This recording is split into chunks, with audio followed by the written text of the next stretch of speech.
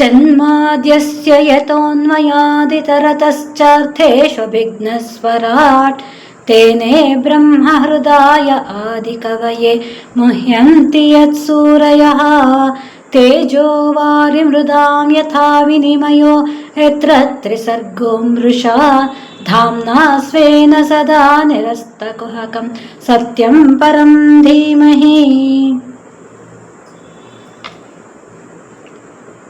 ಲೋಕೋದ್ಧಾರಕ್ಕಾಗಿ ಕಪಿಲರ ಅವತಾರವಾಗಿದೆ. ತಮ್ಮ ತಂದೆಗೆ ಅವರ ಇಚ್ಛೆಯಂತೆ ಮೋಕ್ಷದ ಮಾರ್ಗವನ್ನು ಅರಿಸಿ ಸನ್ಯಾಸತ್ವವನ್ನು ಸ್ವೀಕರಿಸಿ ಹೋಗೋದಕ್ಕೆ ಅಪ್ಪಣೆಯನ್ನು ನೀಡಿ ತನ್ನ ತಾಯಿಯ ಬಳಿಯಲ್ಲಿ ನೆಲೆಸಿದ್ದಾರೆ ಕಪಿಲರು. ಕಪಿಲಸ್ತತ್ವಸಂಖ್ಯಾತ ಭಗವಾನ್ ಆತ್ಮಮಾಯೆಯ ಜಾತಃ ಸ್ವಯಮಜಃ ಸಾಕ್ಷಾದಾತ್ಮ ಪ್ರಜ್ಞಪ್ರದೇ ನೃಣಾಂ.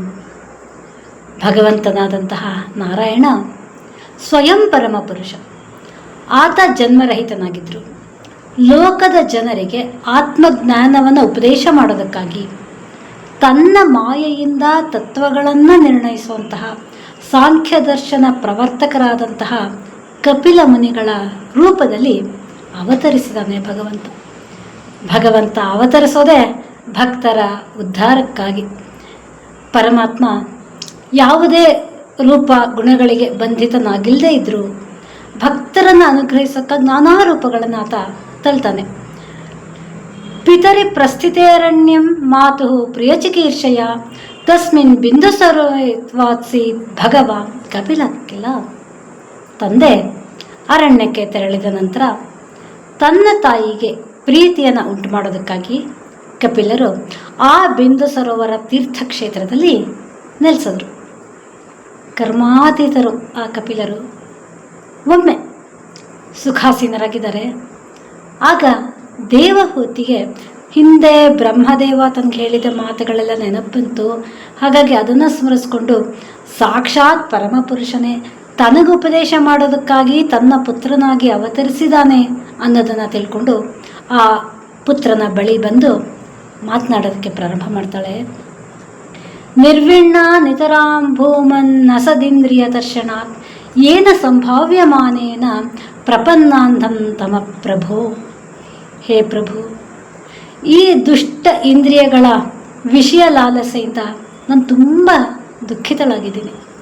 ಇವುಗಳ ಇಷ್ಟಾರ್ಥವನ್ನು ಪೂರೈಸ್ತಾ ಇರೋದ್ರಿಂದಲೇ ನಾನು ಈ ಘೋರವಾದಂತಹ ಅಜ್ಞಾನ ಅನ್ನೋ ಕತ್ತಲೆಯಲ್ಲಿ ಸಿಕ್ಕಾಕೊಂಡು ತೊಳಲಾಡ್ತಾ ಇದ್ದೀನಿ.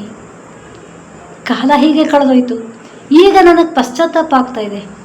ಇಂದ್ರಿಯಗಳ ತೃಪ್ತಿಗಾಗಿ ವ್ಯರ್ಥವನ್ನು ಕಾಲವನ್ನು ಕಳೆದುಬಿಟ್ಟಿನಲ್ಲ ಅನ್ನೋ ಅಜ್ಞಾನವೆಂಬ ಅಂಧಕಾರದಲ್ಲಿ ಮುಳುಗೋಗಿದ್ದೀನಲ್ಲ. ಏನು ಮಾಡಲಿ? ನನ್ನನ್ನು ಉದ್ಧಾರ ಮಾಡೋನು ನೀನೊಬ್ಬನೇ ಪ್ರಭು. ಈಗ ನಿನ್ನ ಅನುಗ್ರಹದಿಂದ ನನಗೆ ಈ ಸಂಸಾರ ಮೋಹ ಕಳಚುವಂತಹ ಸಮಯ ಬಂದಿದೆ. ನೀನು ಅನುಗ್ರಹ ಮಾಡಿದ್ರೆ ಮಾತ್ರ ಅದು ಸಾಧ್ಯ, ಇಲ್ಲದೇ ಇದ್ದರೆ ಅದು ಸಾಧ್ಯವೇ ಇಲ್ಲ. ದಾಟಕ್ಕೆ ಅಸಾಧ್ಯವಾದಂತಹ ಈ ಅಜ್ಞಾನ ಅನ್ನೋ ಕತ್ತಲೆಯನ್ನು ದಾಟಿ ಸತ್ಯಾರ್ಥವನ್ನು ಕಾಣೋದಕ್ಕೆ ಯೋಗ್ಯ ಕಣ್ಣುಗಳಂತಿರುವಂತಹ ನೀನು ನನಗೆ ಪ್ರಾಪ್ತನಾಗಿದೆಯಾ. ಕಣ್ಣು ದೃಷ್ಟಿ ನಿಚ್ಚಳವಾಗಿದ್ದಾಗಷ್ಟೇ ನಮಗೆ ಎದುರಿನಲ್ಲಿರುವಂತಹ ವಸ್ತುವನ್ನು ವಿಷಯವನ್ನು ತಿಳ್ಕೊಳ್ಳೋಕೆ ಸಾಧ್ಯ. ದೃಷ್ಟಿ ಮಂಜಾಗಿದ್ದರೆ ಅದನ್ನೇನು ತಿಳ್ಕೊಳ್ಳೋಕ್ಕಾಗೋದೇ ಇಲ್ಲ. ಭಕ್ತರಿಗೆ ಅಥವಾ ಮೋಕ್ಷಾಪೇಕ್ಷಿಗಳಿಗೆ ಆ ತತ್ವವನ್ನು ತಿಳ್ಕೋಬೇಕಾದ್ರೆ ಅಜ್ಞಾನ ಅನ್ನುವಂತಹ ಅಂಧಕಾರವನ್ನು ದೂರ ಸರಿಸಿ ಒಳಮುಖವಾಗಿ ನಾವು ಒಳಗಿರುವ ತತ್ವವನ್ನು ತಿಳ್ಕೋಬೇಕಾದ್ರೆ ಅದು ಭಗವಂತನಿಂದ ಮಾತ್ರ ಸಾಧ್ಯ. ನೀನೇ ನನಗೆ ಆ ಕಣ್ಣಿನಂತೆ ಪ್ರಾಪ್ತನಾಗಿದೆಯಾ. ಹಾಗೆ ನೀನೇ ನನ್ನ ಉದ್ಧಾರವನ್ನು ಮಾಡಬೇಕು. ಆದ್ಯೋ ಭಗವಾನ್ ಪುಂಸಾಮೀಶ್ವರೋ ವೈ ಭವಾನ್ ಕಿಲ ಲೋಕಸ್ಯ ತಮಸಾಂಧಸ್ಯ ಚಕ್ಷು ಸೂರ್ಯ ಇವೋದಿತಃ. ನೀನು ಸಾಮಾನ್ಯನಲ್ಲಪ್ಪ. ಸಮಸ್ತ ಜೀವಿಗಳಿಗೂ ಪ್ರಭುವಾಗಿರುವಂಥ ಆದಿಪುರುಷ ನೀನು. ತಮಸ್ಸು ಅನ್ನೋ ಅಜ್ಞಾನದಿಂದ ಅಂಧವಾಗಿರುವಂತಹ ಲೋಕಕ್ಕೆ ಕಣ್ಣಾಗಿರುವ ಸೂರ್ಯನಂತೆ ನೀನು ಉದಯಿಸಿದ್ಯಾ. ಎಷ್ಟೇ ಗಾಢಾಂಧಕಾರ ಇದ್ದರೂ ಸೂರ್ಯೋದಯವಾಗ್ತಾ ಇದ್ದಂತೆ ಎಲ್ಲ ಕತ್ತಲೆಯು ತಾನಾಗೆ ನಿವಾರಣೆ ಆಗುತ್ತೆ. ಹಾಗೆ ಜಗತ್ತು ನಮ್ಮಂತಹ ಮೂಢರು ಅಜ್ಞಾನಿಗಳು ಆ ಅಂಧಕಾರದಲ್ಲಿ ಅಜ್ಞಾನ ಅನ್ನೋ ಅಂಧಕಾರದಲ್ಲಿ ಮುಳುಗಿ ಹೋಗಿರ್ತೀವಿ. ಉದ್ಧಾರ ಹೇಗೆ? ಯಾವ ಸೂರ್ಯ ಅದಕ್ಕೆ ಬರಬೇಕು ಅಂದರೆ ಪರಮಾತ್ಮ ಅನ್ನೋ ಸೂರ್ಯೋದಯವಾಗಬೇಕು. ಹಾಗಾಗಿ ಭಗವಂತ ನೀನೆಂದು ಉದಯಿಸಿದೆಯಾ, ನೀನು ನನ್ನ ರಕ್ಷಕನಾಗಬೇಕು. ಜನರಿಗೆ ನಾನು ನನ್ನದು ಅನ್ನೋ ವ್ಯಾಮೋಹವನ್ನು ಉಂಟು ಮಾಡೋನೂ ನೀನೇ ಆಗಿದೆಯಾ. ಅದರಿಂದ ಅದನ್ನು ಕಳೆಯೋನು ನೀನೇ. ನೀನೇ ಈಗ ನನ್ನನ್ನು ಆವರಿಸಿರುವಂತಹ ಈ ಮೋಹಜಾಲದಿಂದ ನನ್ನನ್ನು ಪಾರು ಮಾಡಬೇಕು. ನೀನೇ ಸರ್ವರಕ್ಷಕ. ಪ್ರವೃತ್ತಿ ಮಾರ್ಗದಲ್ಲಿರೋರ್ಗೂ ನಿವೃತ್ತಿ ಮಾರ್ಗದಲ್ಲಿರೋರ್ಗೂ ನೀನೇ ಪ್ರಧಾನ ಗುರುವಾಗಿದೆಯಪ್ಪ. ನಾನು ನಿನಗೆ ಶರಣಾಗ್ತಾ ಇದ್ದೀನಿ. ತಂ ತ್ವಾಗತಾಹಂ ಶರಣಂ ಶರಣ್ಯಂ ಸ್ವಭೃತ್ಯ ಸಂಸಾರ ತರೋಹ ಕುಠಾರಂ ಜಿಜ್ಞಾಸಹಾಯಂ ಪ್ರಕೃತೇ ಪುರುಷಸ್ಯ ನಮಾಮಿ ಸ ಧರ್ಮವದಾಂ ವರಿಷ್ಠಂ. ನಿನ್ನ ಭಕ್ತರ ಸಂಸಾರ ವೃಕ್ಷವನ್ನು ಕಡಿದು ಹಾಕುವಂತಹ ಕೊಡಲಿ ನೀನು. ನೀನು ಧರ್ಮಜ್ಞರಲ್ಲೇ ಶ್ರೇಷ್ಠನಾಗಿದೆಯಾ. ಇಂತಹ ನಿನ್ನಲ್ಲಿ ನಾನು ಈ ಪ್ರಕೃತಿ ಪುರುಷ ಇವುಗಳ ಜ್ಞಾನವನ್ನು ಕರುಣಿಸ್ಬೇಕು ಅಂತ ಶರಣಾಗಿ ಪ್ರಾರ್ಥನೆ ಮಾಡ್ತಾ ಇದ್ದೀನಿ. ಭಕ್ತರನ್ನು ಉದ್ಧರಿಸಬಲ್ಲವನು ಆ ಪರಮಾತ್ಮನನ್ನು ಬಿಟ್ಟು ಬೇರೆ ಯಾರೂ ಸಾಧ್ಯವಿಲ್ಲ. ಯಾವಾಗ ನಾವು ಸಂಪೂರ್ಣ ಶರಣಾಗ್ತೀವಿ, ಆರ್ತರಾಗಿ ಆತನ ಬಳಿ ಬೇಡ್ಕೋತೀವಿ, ಆಗ ತನ್ನ ಭಕ್ತರ ಉದ್ಧಾರಕ್ಕಾಗಿ ಧಾವಿಸಿ ಬರ್ತಾನೆ ಆ ಭಗವಂತ. ಹಾಗೆ ನಾನೀಗ ನಿನಗೆ ಶರಣಾಗ್ತಿದ್ದೀನಿ ಪರಮಾತ್ಮ, ನೀನು ನನಗೆ ತತ್ವವನ್ನು ತಿಳಿಸ್ಕೊಡು ಅಂತ ದೇವಹೂತಿ ಬೇಡ್ಕೋತಾ ಇದ್ದಾಳೆ. ತತ್ವಜ್ಞನಾದಂತಹ ನೀನು ಪ್ರಕೃತಿ ಪುರುಷ ಈಶ್ವರ ಅನ್ನೋ ಈ 3 ತತ್ವಗಳ ನಿಜ ಸ್ವರೂಪವನ್ನು ನನಗೆ ತಿಳಿಸ್ಬೇಕು. ವಿದ್ಯೆ ಕಲಿಯೋದು ಅಷ್ಟು ಸುಲಭ ಅಲ್ಲ. ಸಾಮಾನ್ಯ ವಿದ್ಯೆಗೆ 108 ನಿಯಮಗಳಿರುತ್ತೆ. ಇನ್ನು ಉತ್ಕೃಷ್ಟವಾದಂತಹ ಮೋಕ್ಷವನ್ನು ದೊರಕಿಸಿಕೊಡುವಂತಹ ಆ ವಿದ್ಯೆಗೆ ಎಷ್ಟೆಲ್ಲ ನಿಯಮ ಪಾಲಿಸಬೇಕು. ಪರಮ ಜ್ಞಾನವನ್ನು ಪಡಿಬೇಕಾದ್ರೆ ನಾವು ಗುರುವಿನ ಬಳಿ ಹೋಗಿ ವಿನೀತರಾಗಿ ಪ್ರಾರ್ಥನೆ ಮಾಡಬೇಕು. ತನ್ನ ತಾಯಿ ಒಬ್ಬ ನನ್ನ ಅಮ್ಮ ಅನ್ನೋ ಪ್ರೀತಿ ಗೌರವದಿಂದ ಕಪಿಲರು ಅದನ್ನು ತಾನಾಗೆ ಹೇಳೋದಿಲ್ಲ. ಹಾಗೆ ನನ್ನ ಮಗ ಅಲ್ವಾ, ಆತನೇ ತಿಳಿಸ್ಲಿ ನನಗೆ, ನನ್ನ ಮಗ ನನಗೆ ತಿಳಿಸ್ಬಾರ್ದ ಅನ್ನೋಂತಹ ಒಂದು ಔದಾಸೀನ್ಯವು ದೇವಹೂತಿಲಿ ಇಲ್ಲ. ಆತನೇ ಭಗವಂತ ಅಂತ ತಿಳ್ಕೊಂಡಂತಹ ಆಕೆ ಆತನಿಗೆ ಶರಣಾಗಿ ತನಗೆ ಜ್ಞಾನವನ್ನು ಕರುಣಿಸ್ಬೇಕು ಅಂತ ಬೇಡ್ಕೋತಾಳೆ. ಈ ರೀತಿಯಾಗಿ ಕೇಳೋದಕ್ಕೆ ಹಂಬಲಿಸಿದಾಗಷ್ಟೇ ವಿದ್ಯೆಯನ್ನು ನೀಡಿದ್ರೆ ಅದು ಸಾರ್ಥಕವಾಗತ್ತೆ.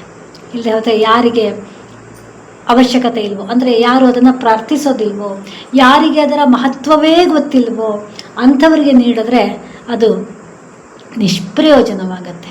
ಹಾಗಾಗಿ ನೀಡುವಾಗ ವಿದ್ಯೆಯನ್ನಾಗಲಿ ಏನನ್ನೇ ಕೊಡುವಾಗ ಸತ್ಪಾತ್ರ ದಾನವಾಗಬೇಕು. ಸತ್ಪಾತ್ರರಿಗೆ ನೀಡಿದಾಗಷ್ಟೇ ಅದು ಮಹತ್ತನ್ನು ಪಡೆಯುತ್ತೆ. ಇಲ್ಲದೆ ಹೋದರೆ ಕೊಟ್ಟವ್ರಿಗೂ ಉಪಯೋಗವಿಲ್ಲ, ಪಡ್ಕೊಂಡವ್ರಿಗೂ ಉಪಯೋಗವಿಲ್ಲ. ಪಡ್ಕೊಂಡವ್ರು ಅರ್ಧಂಬರ್ಧ ಏನೋ ತಿಳ್ಕೊಂಡು ನಾನು ಎಲ್ಲ ತಿಳಿದುಬಿಟ್ಟೆ ಅಂತ ಅವ್ರು ಅದನ್ನು ಮತ್ತೊಬ್ಬರಿಗೆ ತಾನು ತಿಳಿದ ಅರೆಬರೆ ಜ್ಞಾನವನ್ನು ಮತ್ತೊಬ್ಬರಿಗೆ ಹೇಳ್ತಾ ಹೋದರೆ ಅದು ವಿಷಯ ಜಾಳಾಗತ್ತೆ ಅಥವಾ ಅಪಾರ್ಥಗಳು ತುಂಬಿ ಬರುತ್ತೆ. ಹಾಗಾಗಿ ಯಾರು ಹಂಬಲಿಸ್ತಾರೋ ವಿದ್ಯೆಗಾಗಿ ಅವರಿಗೆ ನೀಡೋದು ಸಾರ್ಥಕ. ಯಾವಾಗ ದೇವಹೂತಿ ಈ ರೀತಿಯಾಗಿ ಕೇಳಿದ್ಲೋ ಕಪಿಲರಿಗೂ ಕರುಣೆ ಉಂಟಾಗಿತ್ತು. ತನ್ನ ತಾಯಿ ಕೇಳ್ತಾ ಇರುವಂತಹ ವಿಷಯ ಇದು ಆಕೆಗೊಬ್ಳಿಗಲ್ಲ, ಮೋಕ್ಷಾಪೇಕ್ಷಿಗಳೆಲ್ಲರಿಗೂ ಅವಶ್ಯಕವಾದದ್ದು, ಲೋಕ ಕಲ್ಯಾಣಕರವಾದದ್ದು ಅನ್ನೋದರಿಂದ ಸಂತೋಷ ಹೊಂದಿದಂತಹ ಕಪಿಲರು ಮಂದಹಾಸದಿಂದ ಹೇಳೋದಕ್ಕೆ ಪ್ರಾರಂಭ ಮಾಡ್ತಾರೆ. ಈ ತತ್ವಗಳನ್ನು ನೀಡೋದು ಎದುರಿಗೆ ನಮಗನ್ಸುತ್ತೆ ಈ ಒಂದು ವ್ಯಕ್ತಿಗಾಗಿ ಭಗವಂತ ಕೃಷ್ಣ ಪರಮಾತ್ಮ ಗೀತೆಯನ್ನು ಉಪದೇಶಿಸಿದ್ದು ಮೇಲ್ನೋಟಕ್ಕೆ ಅರ್ಜುನನಿಗಾಗಿ. ಅರ್ಜುನ ಕೇಳ್ದ ತನ್ನ ಸಂಶಯಗಳನ್ನು ಭಗವಂತ ಉಪದೇಶಿಸಿದ. ಅರ್ಜುನ ತನ್ನ ಒಂದು ದುಸ್ಥಿತಿಯನ್ನು ತೋಡ್ಕೊಂಡ, ಅವನನ್ನು ಒಂದು ಉದ್ಧಾರಕ್ಕಾಗಿ ಭಗವಂತ ಹೇಳ್ದ. ಆದರೆ ಅದು ಕೇವಲ ಅರ್ಜುನಿಗೆ ಮಾತ್ರ ಅಲ್ಲ, ಇಡೀ ಲೋಕಕ್ಕೆ ಸದಾಕಾಲ ಒಂದು ಮಾರ್ಗದರ್ಶನವನ್ನು ನೀಡುವಂತಹ ಮಾತುಗಳು. ಹಾಗೆ ಇಲ್ಲಿ ಕಪಿಲರು ಹೇಳ್ತಾ ಇರೋದು ಕೇವಲ ದೇವಹೂತಿಗೆ ಆ ಕ್ಷಣಕ್ಕಾಗಿ ಆಕೆ ಕೇಳಿದ ಪ್ರಶ್ನೆಗೆ ಉತ್ತರ ಅಲ್ಲ, ಸದಾಕಾಲ ಲೋಕಕ್ಕೆ ಒಂದು ಉತ್ತಮ ಮಾರ್ಗವನ್ನು ತೋರಿಸ್ಕೊಡೋದಕ್ಕೆ ಇದೊಂದು ನಿಮಿತ್ತ. ದೇವಹೂತಿ ಒಂದು ನಿಮಿತ್ತ. ಆಕೆಯ ಮೂಲಕ ನಮಗೆ ಇಂತಹ ಒಂದು ಸಾಂಖ್ಯ ತತ್ವದ ಅರಿವು ಮೂಡಿಬಂದಿದೆ. ಕಪಿಲರು ಹೇಳ್ತಾರೆ, ಯೋಗ ಆಧ್ಯಾತ್ಮಿಕ ಪುಂಸ ಮತೋ ನಿಶ್ರೇಯಸಾಯಮೇ ಅತ್ಯಂತೋಪರತಿರ್ಯತ್ರ ದುಃಖಸ್ಯ ಚ ಸುಖಸ್ಯ ಚ. ಅಧ್ಯಾತ್ಮ ಯೋಗ ಅನ್ನೋದೇ ಮನುಷ್ಯರಿಗೆ ಅತ್ಯಂತ ಕಲ್ಯಾಣವನ್ನು ಉಂಟು ಮಾಡುವಂತಹ ಸಾಧನ ಆಗಿದೆ. ಅದು ಸಮಸ್ತ ಸುಖಗಳನ್ನೂ ದುಃಖಗಳನ್ನೂ ನಿವೃತ್ತಿಗೊಳಿಸುವಂತಹ ಪರಮ ಮಂಗಳ ಸಾಧನ. ಅಂತಹ ಯೋಗವನ್ನು ನಾನು ಈ ಹಿಂದೆನೇ ನಾರದ ಮೊದಲಾದ ಮುನಿಗಳಿಗೆ ತಿಳಿಸಿದ್ದೆ. ಈಗ ನಿನಗೂ ಸಹ ಅದನ್ನೇ ಹೇಳ್ತೀನಿ.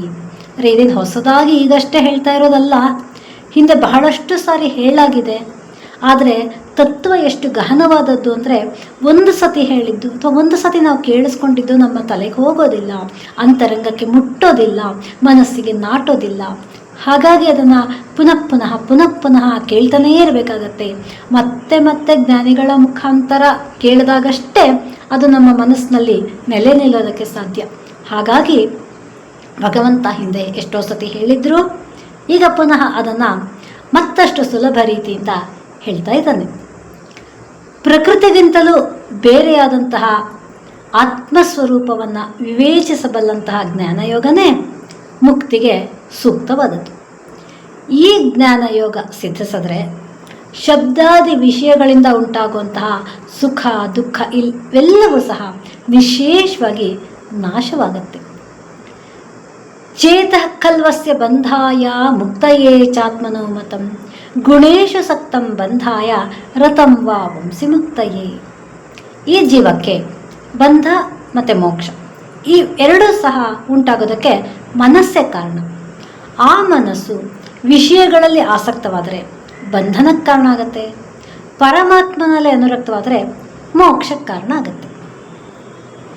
ಮನಯೇವ ಕಾರಣಂ ಮನುಷ್ಯಾಣಂ ಬಂಧ ಮೋಕ್ಷಯೋ ಅನ್ನೋ ಮಾತು ಸಹ ಇದೇ ಅಭಿಪ್ರಾಯವನ್ನು ತಿಳಿಸುತ್ತೆ. ಮನಸ್ಸು ಎಷ್ಟು ದೃಢವಾದದ್ದು, ಗಟ್ಟಿಯಾದದ್ದು, ಏನೆಲ್ಲ ಸಾಧಿಸಬಲ್ಲದ್ದು. ಆದರೆ ಅದನ್ನು ಯಾವ ದಿಕ್ಕಿಗೆ, ಯಾವ ದಾರಿಗೆ ನಾವು ಕರ್ಕೊಂಡು ಹೋಗ್ತೀವಿ ಅದು ಮುಖ್ಯವಾಗುತ್ತೆ. ಲೌಕಿಕದ ಕಡೆಗೆ, ಲೌಕಿಕದ ವಿಷಯದ ಕಡೆಗೆ ನಾವು ಕರ್ಕೊಂಡು ಹೋದರೆ, ಆ ಮನಸ್ಸು ಹೋದ ಕಡೆಗೆ ನಾವು ಹೋಗ್ತಾ ಇದ್ದರೆ ಲೌಕಿಕದ ಸುಖಭೋಗಗಳು ನಮಗೆ ಸಿಗಬಹುದು, ಆದರೆ ಶಾಶ್ವತ ಮುಕ್ತಿ ನಮಗೆ ಸಿಗಕ್ಕೆ ಸಾಧ್ಯವಿಲ್ಲ. ಯಾವಾಗ ಅದನ್ನು ಪರಮಾತ್ಮನ ಕಡೆಗೆ ತಿರುಗಿಸ್ತೀವಿ ಆಗ ಲೌಕಿಕದಿಂದ ದೂರವಾಗಿ ಆ ಪರಮಾತ್ಮ ತತ್ವ ಜ್ಞಾನವನ್ನು ತಿಳ್ಕೊಳ್ಳೋದಕ್ಕೆ ಅದು ಸಹಾಯವಾಗತ್ತೆ. ಮನಸ್ಸು ಯಾವಾಗ ನಾನು, ನಂದು ಅನ್ನೋ ಭಾವನೆಗಳಿಂದ ಉಂಟಾಗುವಂತಹ ಕಾಮ, ಕ್ರೋಧ ಮೊದಲಾದಂತಹ ವಿಕಾರಗಳಿಂದ ಬಿಡುಗಡೆ ಹೊಂದಿ ಶುದ್ಧವಾಗತ್ತೋ ಆಗ ಅದು ಸುಖ ದುಃಖಗಳಿಂದ ಬಿಡುಗಡೆ ಹೊಂದಿ ಸಮಚಿತ್ತವನ್ನು ಪಡೆಯುತ್ತೆ. ಮೊಟ್ಟ ಮೊದಲಿಗೆ ನಾವು ಮನಸ್ಸನ್ನು ಶಾಂತಗೊಳಿಸ್ಕೋಬೇಕು, ಅದು ಸಮಸ್ಥಿತಿಗೆ ಬರಬೇಕು. ಅನಂತರ ನಾವು ಸಾಧನೆಯನ್ನು ಮಾಡೋದಕ್ಕೆ ಸಾಧ್ಯವಾಗತ್ತೆ.